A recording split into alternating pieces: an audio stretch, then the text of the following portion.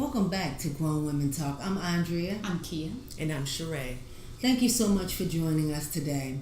As you know, we promised you today's show would highlight fashion tips and tricks.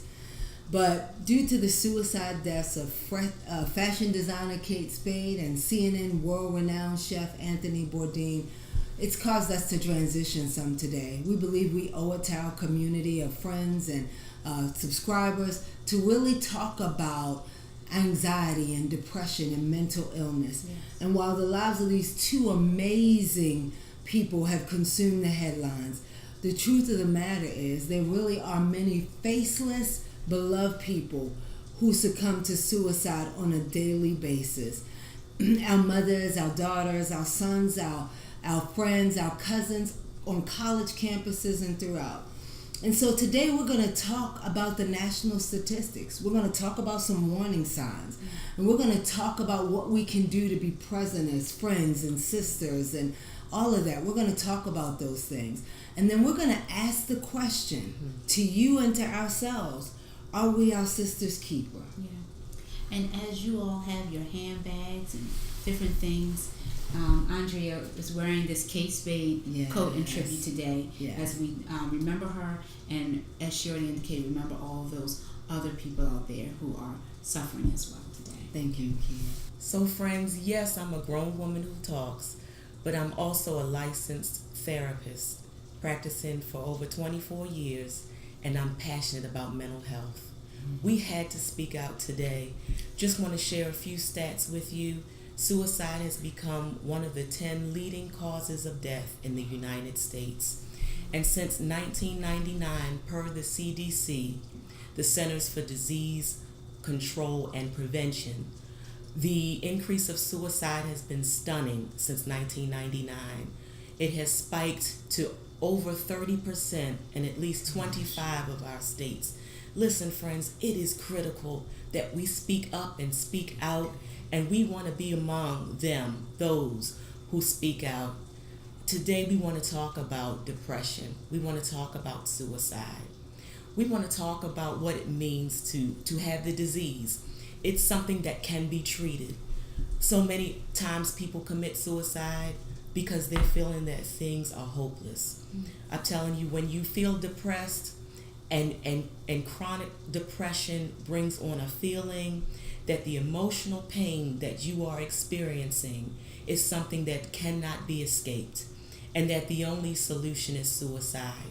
And we're here to break that bondage right now. We want to say there is hope. We're here to offer hope. And for those of you out there who may be feeling depressed or suicidal, don't wait. Call the suicide prevention hotline, and you'll see the number posted. Don't wait, call now. Make us a promise that you will do that, because there is hope. And for others of you who are just feeling possibly depressed or feeling sad every day, reach out. You can also call the suicide prevention hotline. Ask for help to get a therapist. Finding a therapist is like getting a life coach, a guide through the pain, through life. When you're feeling depressed, often it can feel like a cloud over your head, just where it's always raining, and that you're always walking around in this fog. But there are people whose job it is to be a beacon of light in your life. There is hope. We want you to know that. So the last thing I want to share with you, people may be saying, what can I do in my community?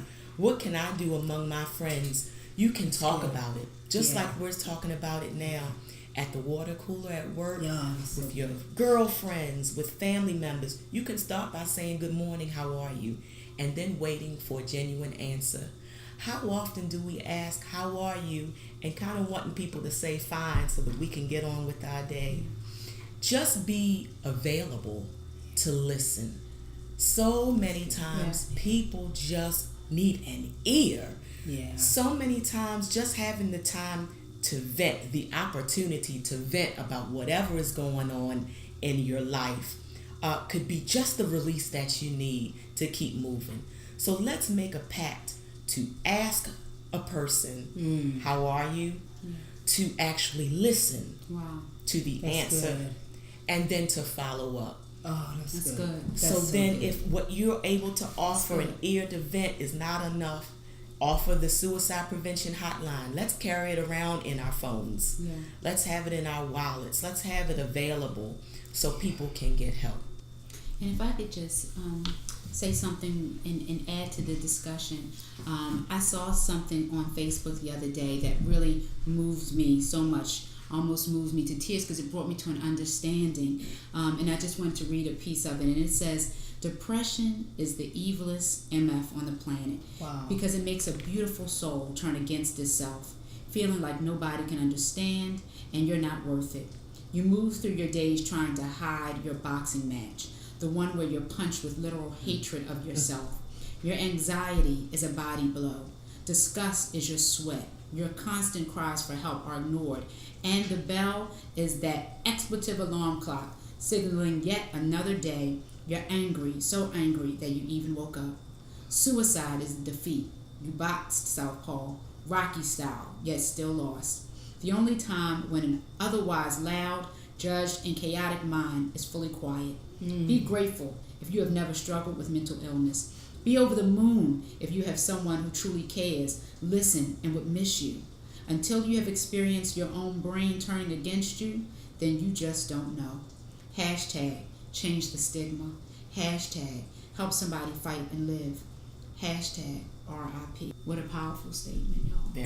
That is, not only is it powerful, just listening to it makes the hairs on the back of my neck stand up. And the fact that this person would say, talk about the stigma, we get into a place of judgment about mental health, and quite frankly, that's a luxury none of us can afford. And I am, as I am talking and listening to this again, almost choked up because it is, there are people who are suffering daily, and that we either don't know, we don't ask, and we don't follow up. So thank you for sharing that. And I think that if you could just state your last piece again, because we do want to be our sister's keeper, to listen in just about how to get that hotline number again. Absolutely. Friend out there, if you are feeling suicidal, I want you to put your hand on your phone and make a connection with us and say out loud, I am not alone. I will make the call today. I am not alone. I will make the call today. You just promised us that you're going to make a move. Call the Suicide Prevention Hotline, which is noted. It is listed here in the description box. We want you to know you are not by yourself. You are part of our community. If you are watching us, that's right. You are part of Grown Women Talk, our community. You are part of us. You are valuable. Yes. We need you. Yes. Thank you all so much for being with us today and participating with us as we talked about this very important topic, and for making the commitment with us to be our sister's keeper. That's right. But we didn't want the day to go by without saying something to our fathers out there and wishing you all a happy Father's Day.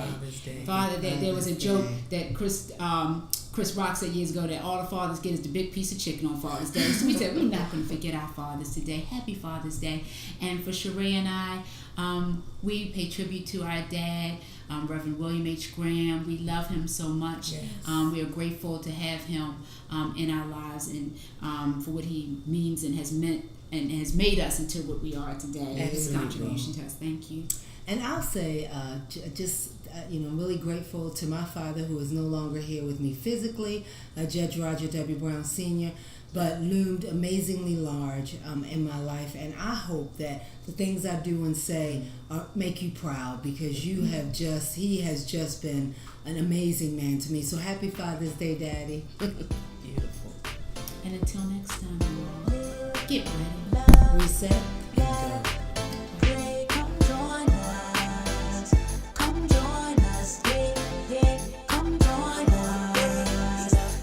go.